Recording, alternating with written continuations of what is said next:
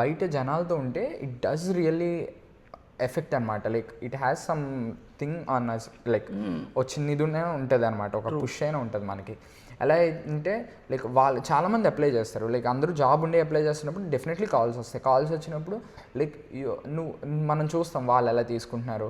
And discussions కూడా ఎవరు నమ్మరు అని తెలియదు, కానీ మోస్ట్లీ దాని గురించే ఉంటుంది. నాకు ఇవాళ ఈ కాల్ వచ్చింది, సో నాకు రిక్రూటర్ ఈ క్వశ్చన్స్ అడిగాడు, సో రిక్రూటర్ ఇది ఎక్స్పెక్ట్ చేస్తున్నారు అంటే లైక్ అది సర్కాస్టిక్గా అన్నిటిగా మేము జోవియల్గా కూడా అదే ఆల్మోస్ట్ కొంచెం ఆ డిస్కషన్ ఉంటుంది, అండ్ లైక్ రెగ్యులర్ స్టఫ్ ఎలాగైనా ఉంటుంది. సో నాకేంటి అంటే I truly believe environment does matter అనమాట. Like when we come across people, like job వచ్చిన వాళ్ళని నలుగురు ఐదుగురిని అడిగితే నలుగురు 4 డిఫరెంట్ అప్రోచ్లు చెప్పచ్చు. పోనీ నలుగురు ఒకే అప్రోచ్ చెప్తే ఓకే, నలుగురికి ఒకే అప్రోచ్ వర్క్ అయింది కాబట్టి మనం కూడా ఆ అప్రోచ్ చేసి వర్క్ అవ్వచ్చు అనుకోవచ్చు. ఇఫ్ నలుగురు 4 డిఫరెంట్ అప్రోచెస్ చెప్తే it's much more better for you కదా. సో నాకు మిగతా ముగ్గురు అప్రోచ్ తెలియక నేను ఒకే అప్రోచ్లో చేస్తే నాకు వచ్చింది, వాళ్ళకి మిగతా ముగ్గురివి తెలియక అలాగా. ఇప్పుడు నీకు 4 అప్రోచ్లు తెలుసు, ఇప్పుడు నీకు ప్రాబిలిటీ హయ్యర్ ఉంటుంది కదా. Exactly. So talking to people కూడా అందుకే ఇంపార్టెంట్ అని నమ్ముతాను అట్లీస్ట్.